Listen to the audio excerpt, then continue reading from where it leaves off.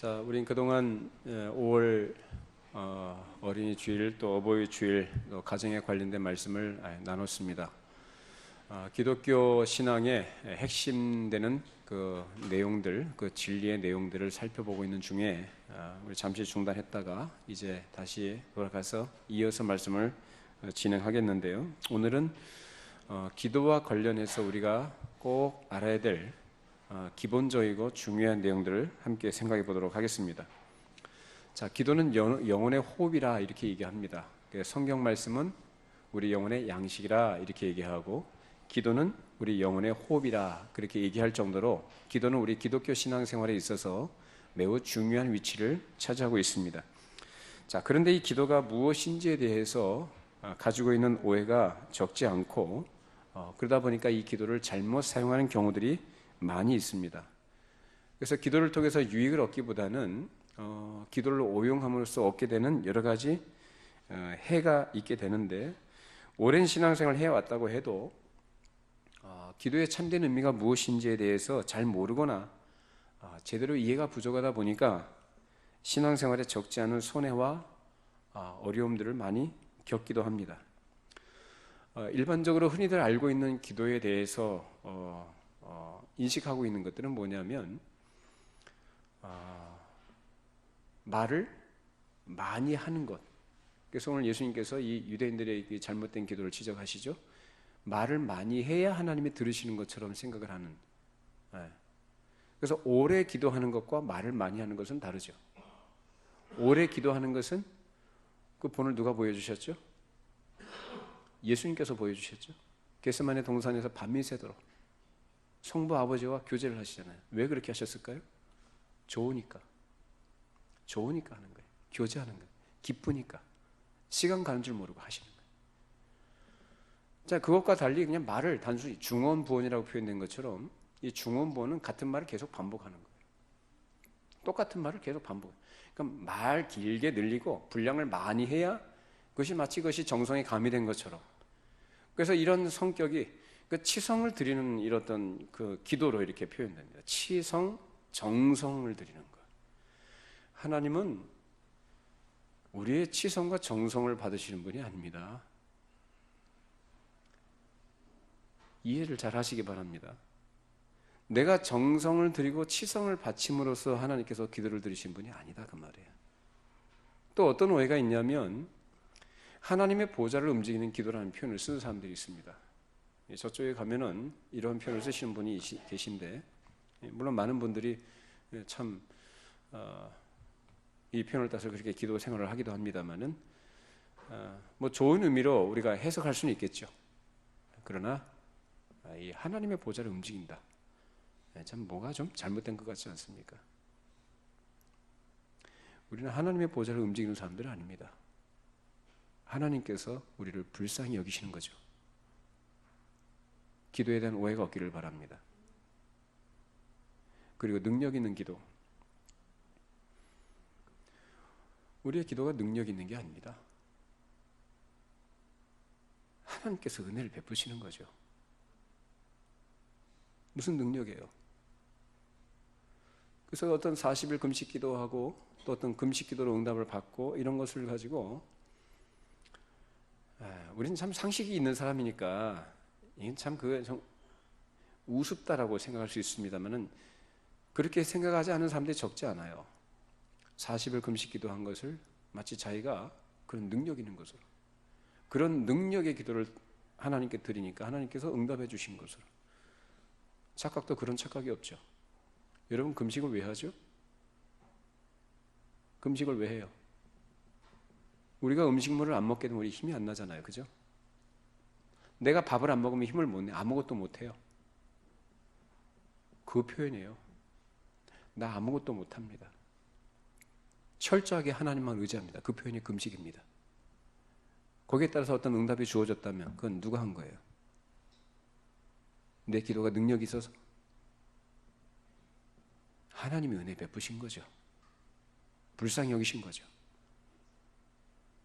그래서 이 기도에 대한 바른 이해가 있어야 되는데, 이러한 이해가 아니라 오히려 이 기도에서 무지하다 보니까 그 무지로 인해서 정작 하나님께서 우리에게 원하시는 것, 정말로 우리에게 주시기를 원하시는 것, 정말 좋은 것, 이런 걸 놓쳐버리고 마치 방향을 잃은 배가 이리저리 방황하듯이 이렇게 헤매는 경우들이 참 많이 있습니다.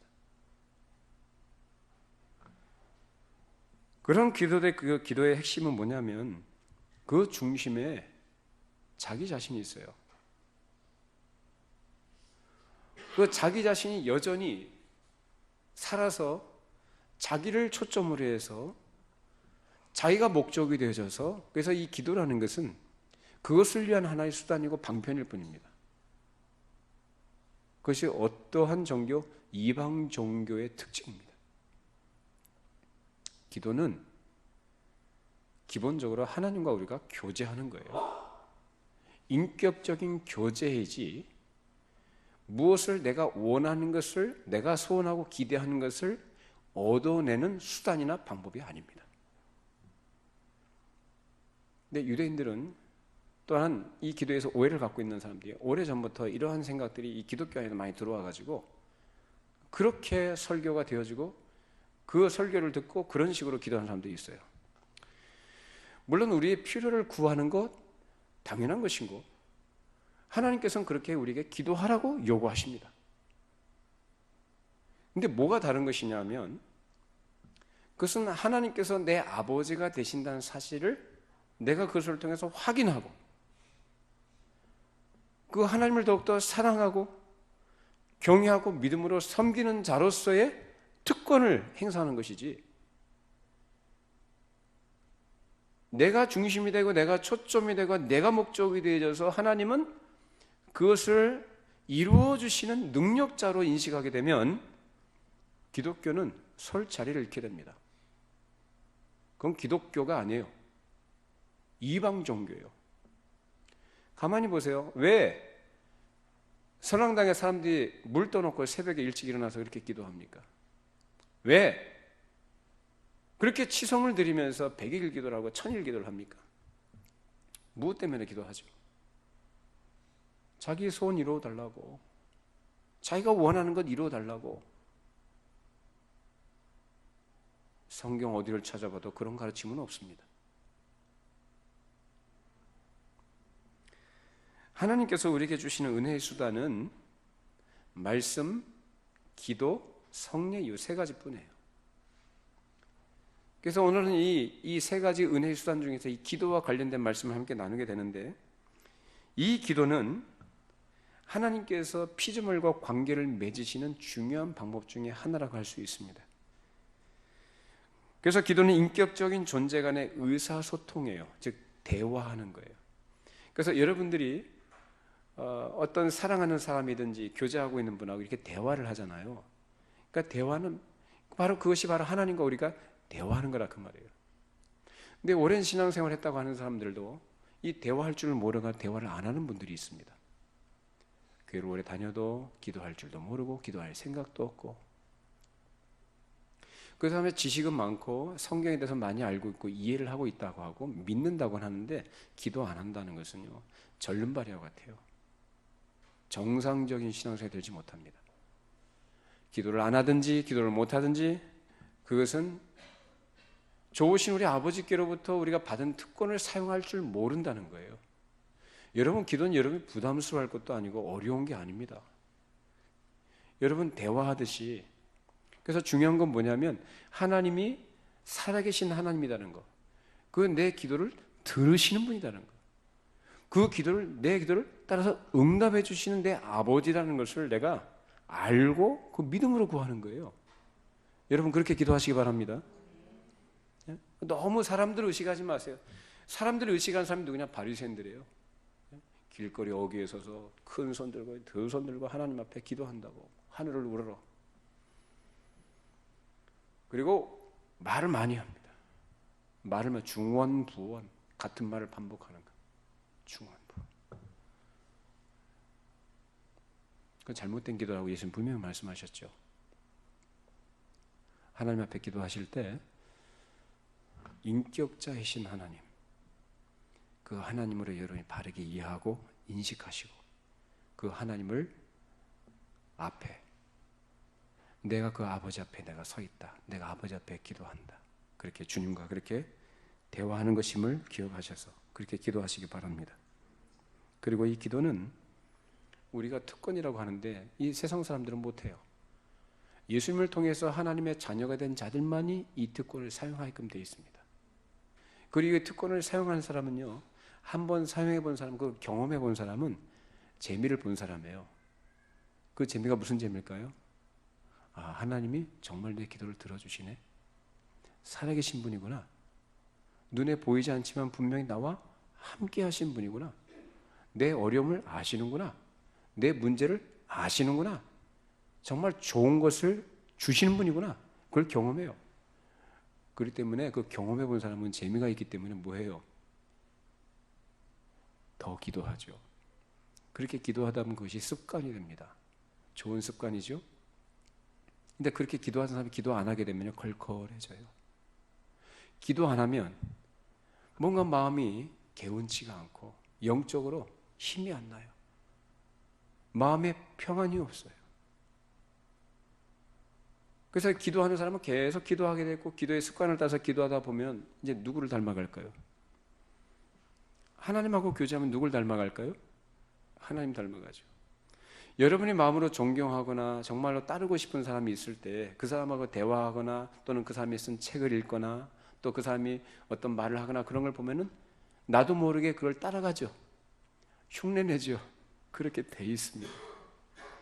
마찬가지로 내가 정말 하나님을 경외하고 그 마음으로 내 인격적인 하나님으로 내가 정말로 그분을 경외하는 마음으로 사랑하고 그분과 교제를 나누면 나눌수록 누굴 닮냐면 하나님을 닮아가요.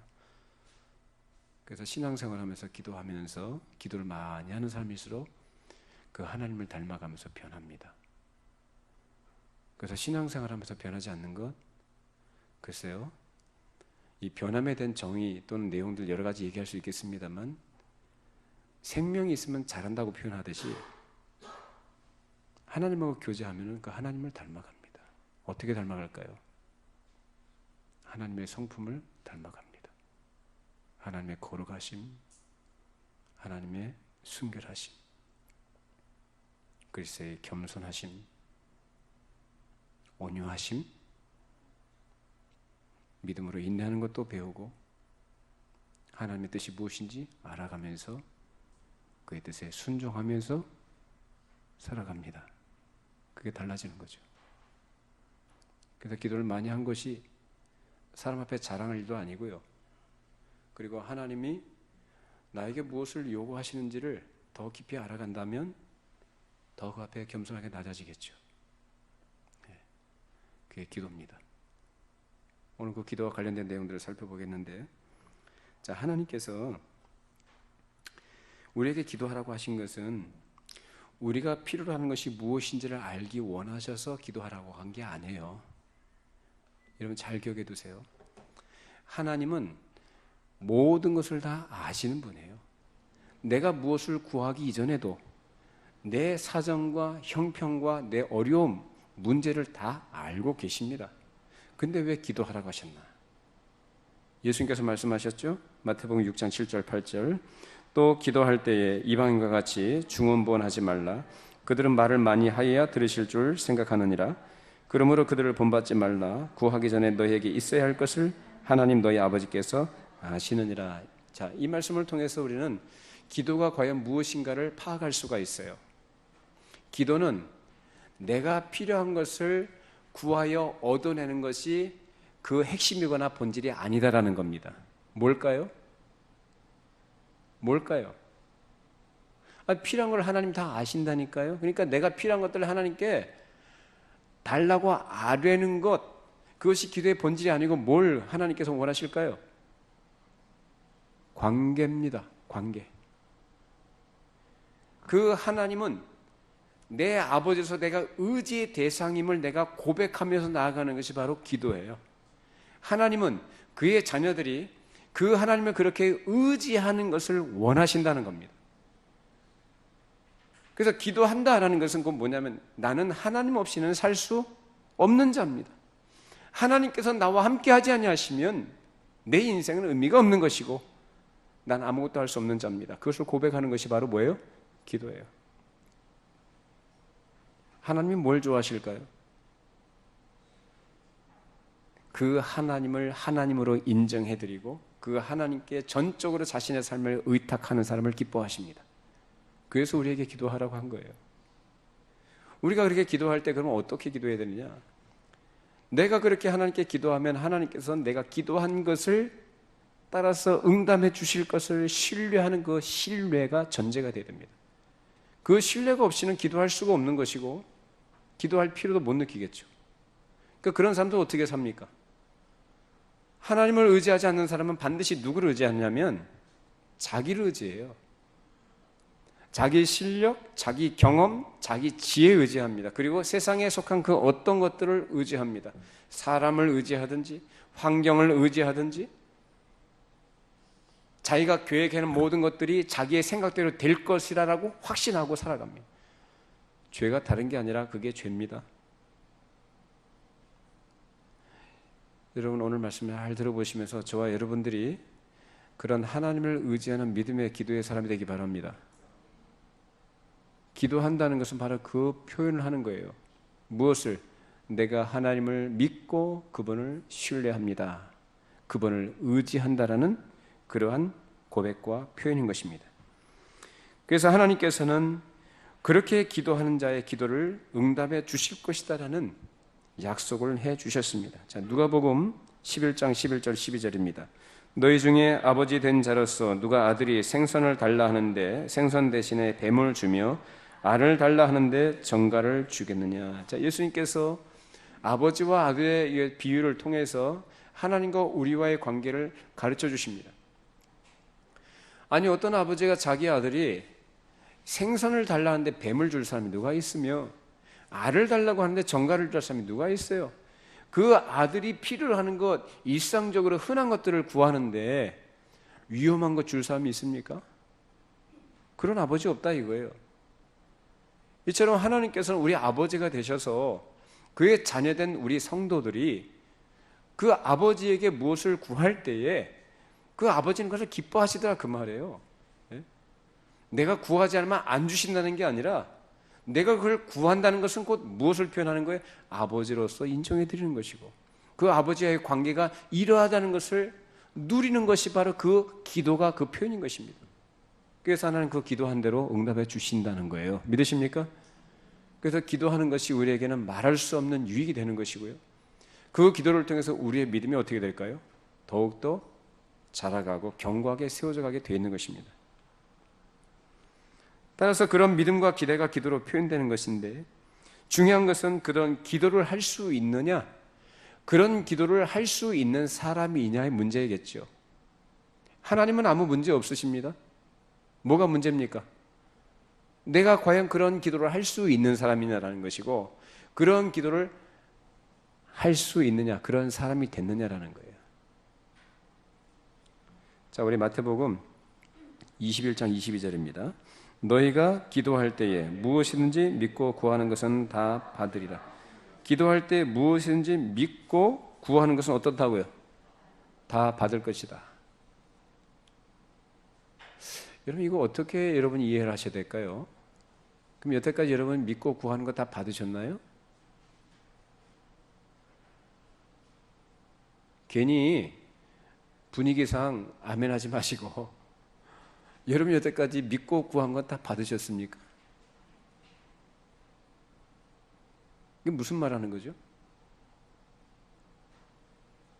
여기 전제가 있습니다. 하나님의 뜻대로 구하는 것입니다. 근데 하나님의 뜻이라고 자기가 생각하는 하나님의 뜻은 아닙니다. 사람은 누구나 자기 나름대로 이것이 하나님의 뜻일 것이라고 확신하는 경우도 분명히 있어요. 그리고 내용적으로 틀리지 않는 것들이 많이 있습니다. 하나님과 하나님 나라에 속한 것들, 그가 기뻐하실 만한 것들일 수 있습니다. 자, 그런데 사도 바울 얘기를 해볼까요? 사도 바울이 육체에 가시가 있다고 그랬어요. 근데 그것이 너무나 고통스러워서 하나님께 기도합니다. 하나님, 제가 복음을 위해서 이방인의 사도로서 복음을 전하는 이 위대한 이 하나님의 엄청난 이 놀라운 은혜의 사역을 감당하는데 이것이 나에게 너무나 방해가 됩니다. 이것을 저에게서 제거해 주십시오. 몇 번 기도했어요? 3번이나 하나님께 간절히 기도했습니다. 그 위대한 사도 바울이. 그 기도는 내가 틀린 게 아니죠. 정당했죠. 누가 봐도 객관적으로 봤을 때 그 기도형은 참 하나님의 뜻과 합당한 것이라고 생각이 됩니다. 근데 하나님께서 어떻게 하셨어요? 내 은혜가 내게 족하다 됐다 그 말씀입니다. 왜? 사도 바울로 하여금 자고하지 않게 하시려고, 교만하지 않게 하시려고. 사도 바울은요, 그 스스로 고백했듯이 다른 사도보다 더 열심히 사역을 했던 사람이에요. 더 많이 수고했어요. 더 많은 고난을 받기도 하고, 그리고 특별히 다른 사도들이 경험하지 못했던 삼층천을 보고 온 사람입니다. 가히 사람의 언어로 표현할 수 없는 그 놀라운 세계를 경험한 사람이에요. 그러니 사도 바울의 사역을 통해서 많은 이방인들이 회개하고 주께로 돌아오는 이런 역사들을 보면서 이 사람이라는 것이 자칫 잘못한 마음이 교만해지기 쉽습니다. 근데 하나님께서 그 가시를 통해서 찌르시는 거예요. 너 주제를 알아라. 너 겸손해라. 그 가시 제거해 주지 않아요, 하나님이. 그러므로 우리가 하나님의 뜻이 무엇인지는 사실 단순하게 우리가 이것이 하나님의 뜻일까요 생각할 게 아니라 성경 여러 곳을 통해서, 여러 예들을 통해서, 또 우리의 삶의 오랜 시간을 통해서 알 수 있기도 하고, 또한 그 하나님의 뜻을 따라서 우리가 구할 때 그 응답제의 여부를 따라서 우리가 확인할 수 있는 내용이기도 합니다. 그러니까 단순한 내용은 아니에요. 자, 그럼 우리가 기도할 때 어떤 태도를 가지고 해야 되느냐? 히브리서 11장 6절 말씀, 믿음이 없이는 하나님을 기쁘시게 하지 못하나니 하나님께 나아가는 자는 반드시 그가 계신 것과 또한 그가 자기를 찾는 자들에게 상 주시는 이심을 믿어야 할지니라. 자, 여기에서 강조되고 있는 것은 뭘까요? 믿음이죠. 믿음, 어떤 믿음입니까?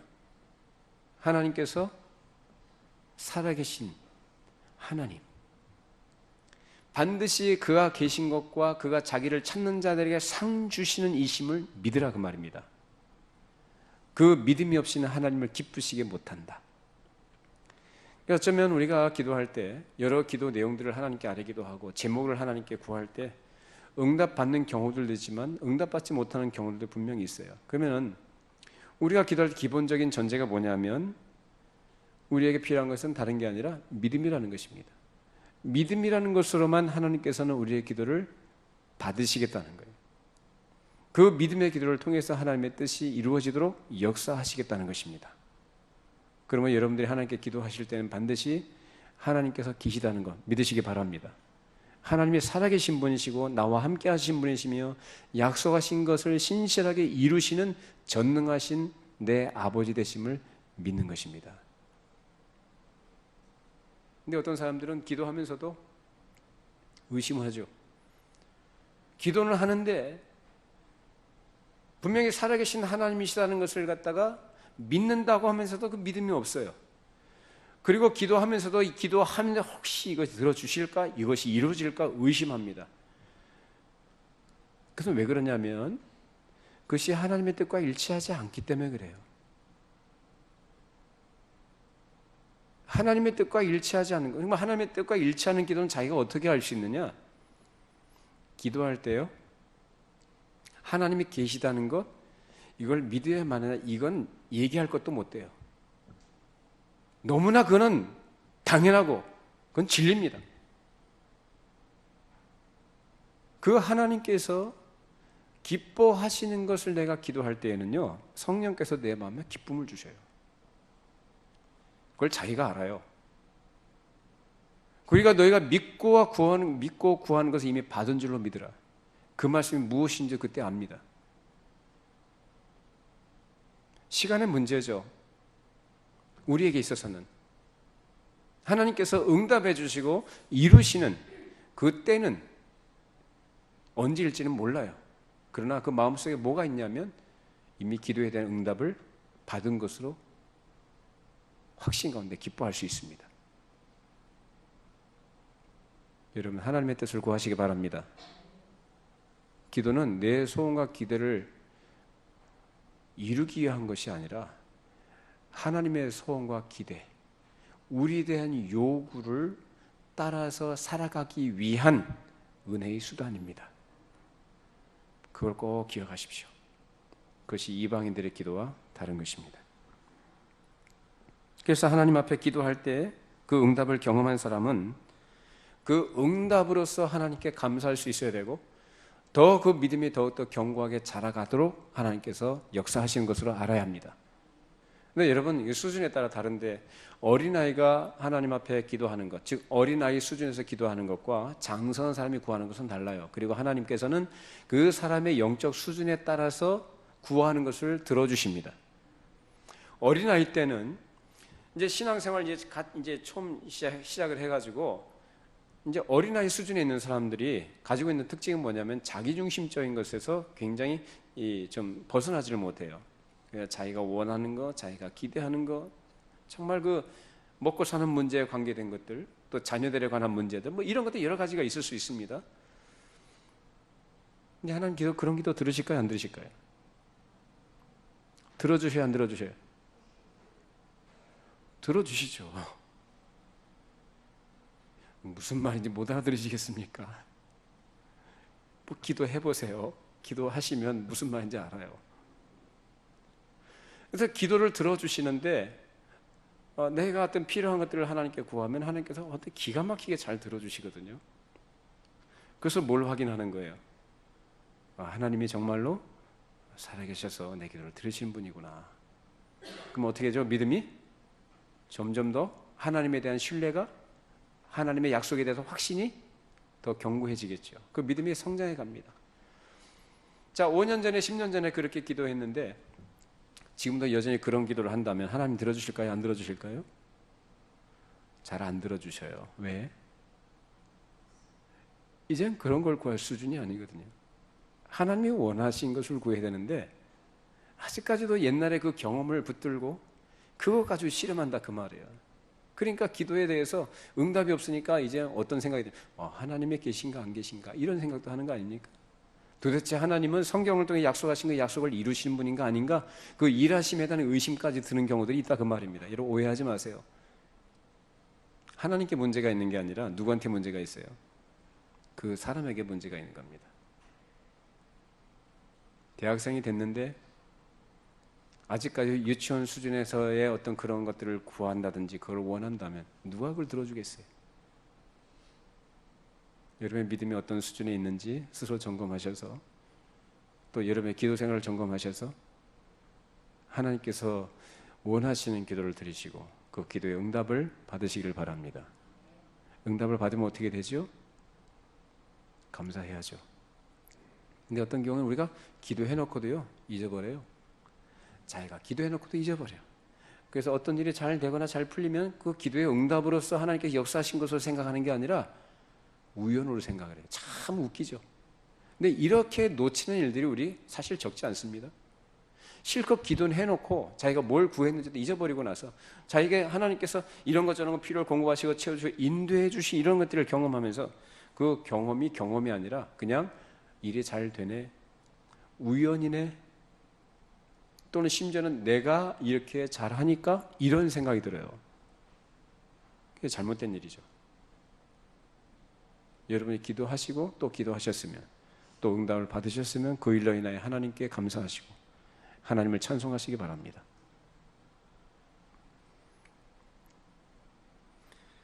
기도는 자기가 하나님에 대해서 생각하고 느끼는 것을 기도를 통해서 드러내는 것입니다. 그래서 어떤 사람이 기도한다고 할 때에는 그 기도는 그 사람이 하나님과의 관계가 어떠함을 드러내는 것이고 그것으로 또한 확인할 수 있는 것이죠.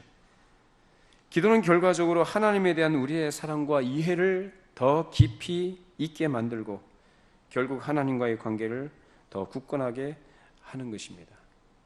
그래서 기도를 많이 함으로써 하나님 관계가 더 깊어지게 되는 것이고 하나님께서는 우리에게 그것을 원하십니다. 하나님은 우리가 일을 많이 하는 것보다도 하나님과 교제하는 것을 기뻐하십니다. 그 하나님과 교제하시기 바랍니다. 예수님께서 마르다와 마리아에 대해서 말씀하셨죠. 마르다는 예수님을 초대해놓고 음식을 준비하느라고, 음식을 장만하느라고 너무 분주합니다. 근데 마리아는 어떻게 했어요? 그 예수님의 무릎 발치에 앉아가지고 주님의 말씀을 듣고 있습니다. 마르다가 화가 납니다. 왜 쟤는 왜 일 안 합니까? 나는 주를 위해서 이렇게 열심을 내는데 왜 쟤는 안 하고 있죠? 왜 앉아서 말씀만 듣죠? 예수님 말씀하셨어요. 마리아는 너보다 더 좋은 것을 선택했다. 교제하는 거예요. 말씀으로 교제하시고 기도로 하나님과 교제하시기 바랍니다. 하나님은 그걸 원하시고요, 그걸 통해서 영광 받으십니다. 내가 하나님을 인정해 드리는 것으로 영광 받으십니다. 또한 하나님께서 우리에게 기도하기를 원하신 한 가지 이유는 기도를 통해서 우리 자신의 기대와 소원보다 더 큰 하나님의 일에 우리가 참여할 수 있게 되기 때문입니다. 무슨 말이냐면 우리의 기도를 통해서 하나님의 뜻이 이 땅에 이루어지도록 하셨기 때문입니다. 그래서 예수님께서 그것을 가르쳐 주셨어요. 마태복음 6장 10절 말씀입니다. 나라가 임하시오며 뜻이 하늘에서 이루어진 것 같이 땅에서도 이루어지이다. 자, 나라, 여기서 말하는 나라는 무슨 나라일까요? 하나님의 나라입니다. 하나님의 나라가 이 땅에 이루어지도록, 뜻이 하늘에서 이루어진 것처럼 이 땅에서도 이루어지기를 우리가 기도해야 된다는 것은 곧 이 세상 나라가 지금 어떤 상태에 있다는 걸 가르쳐 줄까요? 이 땅에 지금 하나님 나라가 완전히 이루어진 상태가 아니죠. 무엇 때문에? 죄 때문에. 마귀는 많은 사람들을 지금도 속이고 그릇된 길로 이끌어가고 있습니다. 자기 휘하에서 자기에게 순종하도록, 자기가 그들이 왕처럼 군림하면서 그들을 지배하는 것처럼 살아가고 있습니다. 그것은 곧 하나님 나라를 대적하는 것이고 하나님의 뜻을 거스르고 회방하는 그 세력이 이 땅에 있음을 예수님께서 가르쳐 주신 거죠. 그 하나님의 나라가 이 땅에 임하도록, 뜻이 하늘에서 이루어진 것이, 즉 천사들이 하늘에서 하나님께 완전하게 순종하듯이 이 땅에서도 사람들이, 그 형상을 따라 지음받은 사람들이 하나님의 뜻에, 통치하심에 온전히 순종하는 그런 하나님의 나라가 이루어지도록 그렇게 구하라고 하셨습니다. 오해하지 마세요. 하나님과 마귀는 싸우는 존재가 아닙니다. 하나님 나라와 이 세상 나라가 충돌하고 그런 관계 속에 있지만은 그렇다고 해서 대등한 차원에서 싸움의 대상이 되는 것은 아닙니다. 하나님께서 한시적으로 마귀로 하여금 이 세상의 왕 노릇하도록 허락하셨습니다. 언제까지? 하나님께서 정하신 때까지, 언제나 이 세상의 종말입니다. 그래서 이 세상 나라가 종말 때에 예수께서 이 땅에 다시 재림하시면 이제는 주의 나라가 완전하게 이루어지게 될 줄로 믿습니다. 그 나라가 이루어지기까지 그 나라를 대망하고 우리가 소망하면서 우리의 마음의 것을 소원하면서 그러한 기도를 늘 하나님께 드리도록 그렇게 하나님께서 가르쳐 주신 것입니다. 우리가 그러한 기도를 하나님께 드리고 나아갈 때에 하나님의 나라가 이루어지도록 하나님께서 역사하실 것입니다.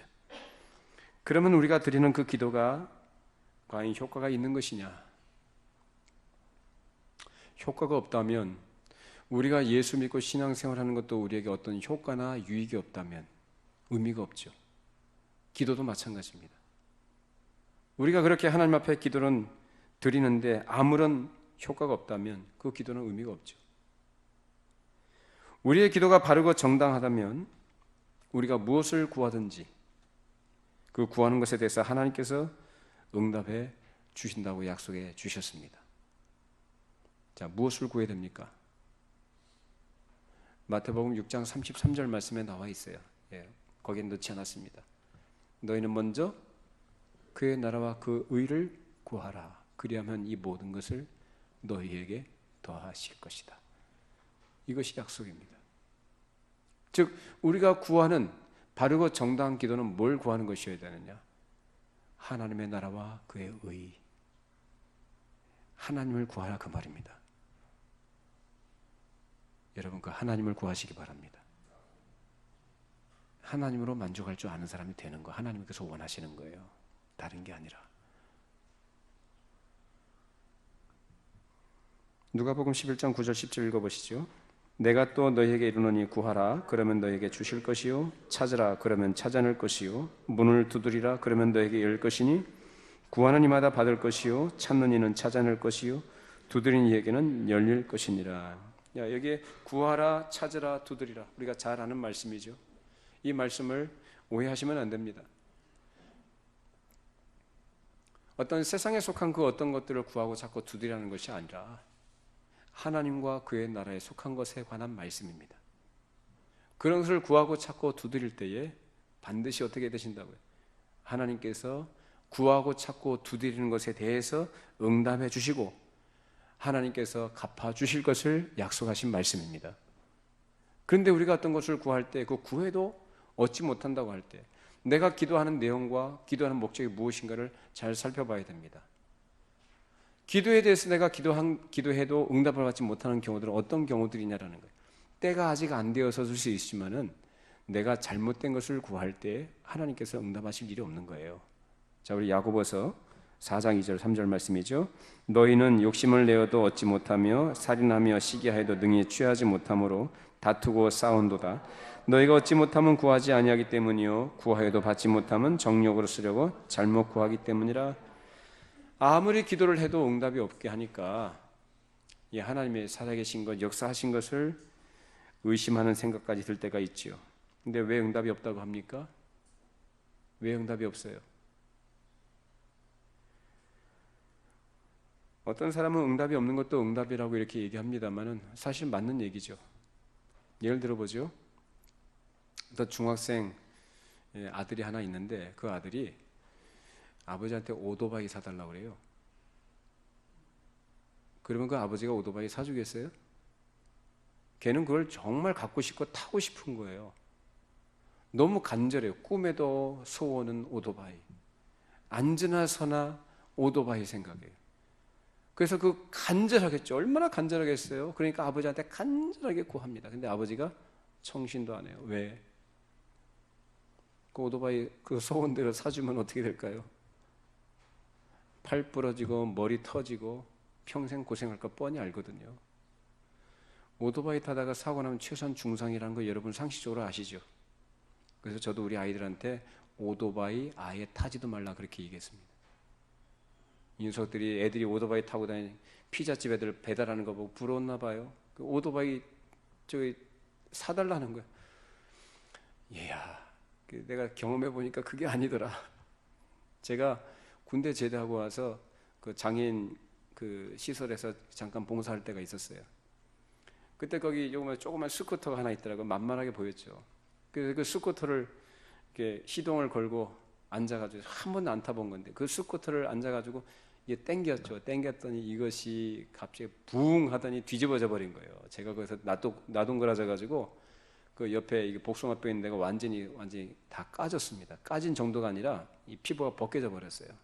땅에 끌려가지고. 그 뒤부터 제가 오토바이를 손도 안 댑니다. 좋은 경험 했죠. 무슨 말인지 아시겠죠? 우리가 하나님께 어떤 것을 구하고 아무리 간절하게 정성을 다해서 끈질게 기도해도요 안 들어주신 이유 중에 하나가 뭐냐? 잘못된 것을 구하니까, 그것이 하나님의 뜻과 맞지 않으니까 하나님께서 응답 안 해주십니다. 그럼 어떻게 됩니까? 끈질게 기도라는 말씀을 또 인용을 해가지고 끈질게 기도해야 됩니까? 어리석은 거죠. 그 자리에서 하나님의 말씀을 확인해 보세요. 과연 이것이 내가 구하는 것이 하나님의 뜻과 우리를 향해서 원하시는 것과 일치하느냐? 그걸 생각해 보세요. 자기 생각 가지고 하나님 뜻이라고 단정하지 말고. 아까 얘기했죠. 사도 바울이 하나님께 구했던 것 잘못된, 내용적으로 잘못된 건 아니에요. 근데 하나님은 거기에 대해서 응답하지 않으셨어요. 내 은혜가 내게 족하다. 그만해라. 그것이 하나님이 우리를 사랑하셔서 우리가 그렇게 대접해 주시는 것입니다. 자, 요한일서 5장 14절 말씀입니다. 그를 향하여 우리가 가진 바 담대함이 이것이니 그의 뜻대로 무엇을 구하면 들으십니다. 뭐라고 하죠? 그의 뜻대로. 그의 뜻대로 구하지 않으면서 담대함은 참 복잡해집니다. 그의 뜻대로 무엇을 구할 때 우리는 담대함을 가질 수가 있어요. 여러분 경험해 보시면 참 좋겠어요. 이거 말로만 하지 말고. 내 뜻을 구하면 담대할 수가 없어요. 그 담대함은 무모함이죠. 그러나 하나님의 뜻이 무엇인지를 알아서 그의 뜻대로 무엇을 구할 때에는 우리 마음속에 꺼림이 없습니다. 저도 그런 걸 경험해 본 사람이에요.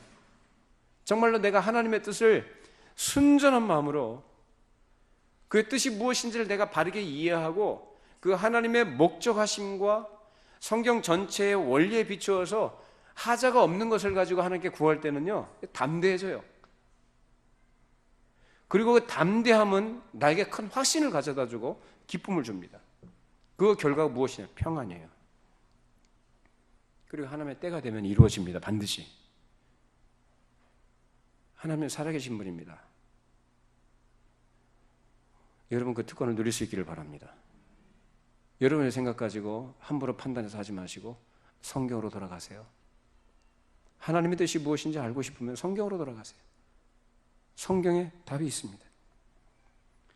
여러분의 기대와 소망을 품고 기도하지 말고 먼저 하나님 아버지의 뜻이 무엇인지 분별하는 것이 우선입니다. 그리고 늘 기억해야 될 것은 우리 스스로는 하나님께 아무것도 담대하게 구할 권리가 없다는 사실이에요. 우리가 기도하는 것은 겸손하게 하나님의 은혜를 구하는 것이지 권리 주장이 아닙니다.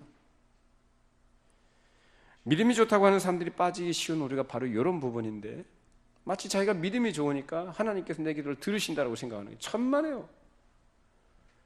믿음이 좋아서 우리가 하나님 앞에 서기 아니에요. 믿음이 좋아서 그런 기도를 하나님께서 들어주시는 게 아니에요. 기본적인 존재는 예수님 때문이에요. 아시겠어요? 믿음이 좋아서가 아니라 그리스도 안에서 하나님께서 우리를 보시며 우리를 긍휼히 여기시고 은혜와 자비를 베풀어 주시기를 기뻐하시기 때문에 응답해 주시는 거예요. 이거 놓치지 마시기 바랍니다. 이사야 64장 6절 말씀입니다. 무릇 우리는 다 부정한 자 같아서 우리의 의는 다 더러운 옷 같으며 우리는 다 잎사귀 같이 시들므로 우리의 죄악이 바람같이 우리를 몰아가나이다. 뭐라고 하죠? 우리는 다 부정한 자다. 그래서 우리의 의는 뭐라고 합니까? 더러운 누더기 같다라고 얘기합니다. 더러운 누더기. 우리의 의라고 생각하는 것 여러 가지가 있죠. 심지어는 윤리 도덕적인 것까지도 하나님 앞에 의로 세우려고 하는 그 인간의 교만함과 어리석음이 있는데 그런 종교적인 의, 윤리 도덕적인 의 가지고 우리가 하나님 앞에 서는 게 아니에요. 내가 무엇을 한 것을 가지고 내가 세운 공론을 가지고 몇 가지 한 일 가지고 그걸 가지고 하나님 앞에 내세우면서 내 기도를 들어주시라고. 아니요. 참 무서운 거죠. 그게 자기가 어떠한 위치에 있는 자인지를 모르고 자기가 지금까지 어떻게 살아왔는지 망각하고 하는 거예요. 여러분 바벨론의 느부갓네살이 자기 왕국을 바라보면서 봐라 이것은 내 능력으로 했다. 내 능력으로 세운 왕국이라고 했을 때 어떻게 됐죠? 짐승처럼 쫓겨나게 만드십니다. 하나님이 왕제에서 쫓겨나가지고 7년 동안 들에서 풀 뜯어먹고 소처럼요 짐승처럼 독수리처럼 수염도 기르고 머리 기르고 완전 짐승처럼 살게 만드십니다. 한 번 더 해봐라. 너 네 힘으로 사는 게 아니라 내가 너를 그 자리에 세웠다. 그걸 알아야지. 그제 생각을 깨닫고 나니까 이 총명의 궤로 돌아갔다 그렇게 표현해요. 총명이 돌아오니까 하나님께서 어떻게 하셔? 다시 왕위를 복직시켜 주십니다. 여러분 우리는 하나님 앞에 아무것도 내세울 것이 없는 죄인들이에요. 용서받은 죄인임을 기억하시기 바랍니다. 그 용서받은 죄인됨의 근거가 누구였죠? 예수 그리스도입니다. 주님께서 우리를 위하여 십자가에서 대속 제물이 되어주시고 우리에게 살 길을 마련해 주신 것 때문에 우리가 하나님 앞에 서게 된 거죠. 예수님께서 십자가에서 그 몸을 찢으심으로 그 찢으신 것은 곧 그 찢어진 육체, 그 찢어진 몸, 그 사이로 우리로 하여금 하나님께로 나아갈 수 있는 길을 마련해 주신 의미예요. 그래서 예수님만이 우리의 유일한 중보자가 되시고 예수님만이 우리가 하나님께로 나아갈 수 있는 유일한 길인 줄로 믿습니다. 그래서 예수님께서 그 일을 이루어 주심으로써 우리가 하나님 앞에 선 것이지, 우리가 무엇이 잘나서나 조건이 맞아서 하나님께 기도하고 기도응답 받는 거 전혀 아닙니다. 자, 우리 디모데전서 2장 5절 6절입니다. 하나님은 한 분이시요 또 하나님과 사람 사이의 중보자도 한 분이시니 그 사람이신 그리스도 예수라. 그가 모든 사람을 위하여 자기를 대속물로 주셨으니 기약 이르러 주신 증거니라. 요한복음 14장 6절 예수께서 이르시되 내가 곧 길이요 진리요 생명이니 나로 말미암지 않고는 아버지께로 올 자가 없느니라. 예수만이 하나님께로 나아가는 유일한 길이고 예수 그리스도의 이름으로서만 우리가 하나님 앞에 설 수 있으며 그리스도 안에서만 우리가 가치 있는 존재임을 여러분이 기억하셔야 합니다. 하나님은 우리를 어디서 보시느냐? 그리스도 안에서 보십니다. 그러므로 예수님은 우리에게 너무나 필요한 분이고 절대적인 분입니다. 그것을 인정하고 그것을 고백할 줄 안다면 기도에 있어서도 언제나 겸손하겠죠. 그리고 예수께서 모든 기도의 본을 보이신 것을 따라서 기도하겠죠. 예수님께서 어떻게 기도하셨어요? 사실 이 기도에 관련된 내용을 다루자면 너무나 많은 시간이 필요하고 많은 내용들이 있습니다만 오늘 짧은 시간에 여러분이 꼭 필요한 기본적이고 핵심적인 것들만 말씀드립니다. 예수님께서 구하셨던 것이 뭐였죠? 무엇을 구하셨습니까? 겟세마네 동산에서 마지막 대제사장의 기도를 드리시면서 뭘 구하셨어요? 아버지 내 뜻대로 마시고 아버지의 원대로 되기를 원하나이다. 그것은 자기 부인의 극치였습니다. 아버지의 뜻은 죽는 거예요. 아버지의 뜻은 죄인들을 구원하시기 위한 그 대속 제물로 그 자신이 죽는 것이었어요. 순종입니다. 아버지의 뜻에 순종하는 것. 이게 기도입니다. 이해하시겠습니까? 하나님이 좋아하신 거 이걸 좋아하셔요. 이걸 기뻐하시고 이러한 기도와 이러한 기도의 사람을 통해서 당신의 뜻을 이루시며 영광 받으십니다. 그것이 또한 우리에게 복이고 우리에게 기쁨이고 우리의 행복입니다.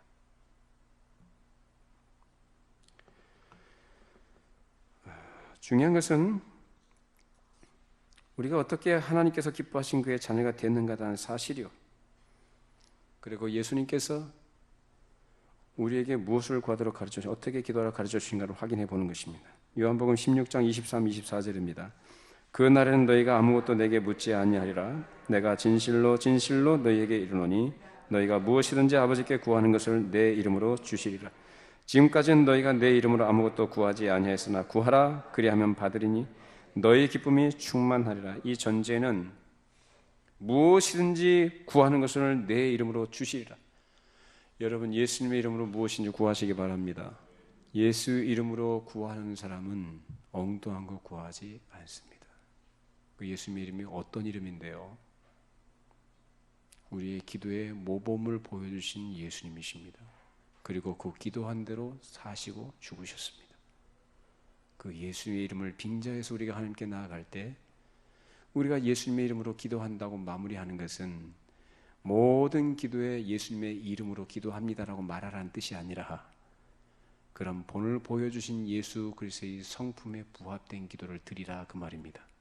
그 예수를 믿는 믿음 안에서 예수 공로 의지하여 하나님의 뜻에 합당한 기도를 드릴 때에 그 기도가 어떠한 기도이든지 반드시 응답받는다는 약속의 말씀입니다. 여러분 이런 기도를 드릴 수 있기를 바랍니다. 이 기도를 하나님 정말 기뻐하셔요. 우리 부모님들이 자녀들이 엉뚱한 거 구하면 마음이 안 기뻐요. 주고 싶지 않아요.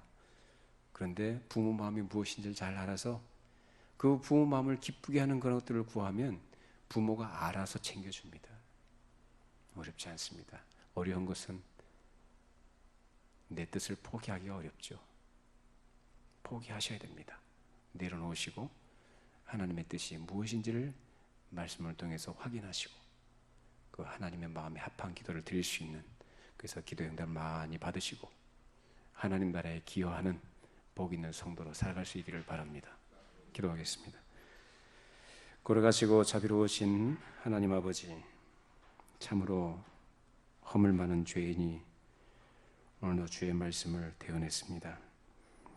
하나님, 오늘 기도에 대한 말씀을 함께 나누는데 이 말씀의 가르침을 따라서 우리 성도들이, 우리 모두가 하나님 앞에 믿음으로 주 앞에 나아갈 수 있도록 믿음을 더해 주시고 아버지 앞에 기도하고자 하는 간절한 열망과 소원을 허락하여 주시며 하나님 앞에 하나님의 뜻이 무엇인지를 바르게 분별하고 그 뜻을 구할 줄 아는, 그래서 하나님께서 나에게 가장 좋은 것, 가장 주시기를 기뻐하신 것을 아낌없이 주시는 우리 아버지 되심을 우리 모든 성도들이 생활 속에서 확인하게 해주시고 경험하며 우리 믿음이 더욱더 깊어지게 하시고 하나님을 더욱더 많이 닮아가며 하나님 나라에 기여하는 복 있는 인생으로 살아가도록 축복하여 주시옵소서. 예수님의 이름으로 기도하옵나이다. 아멘.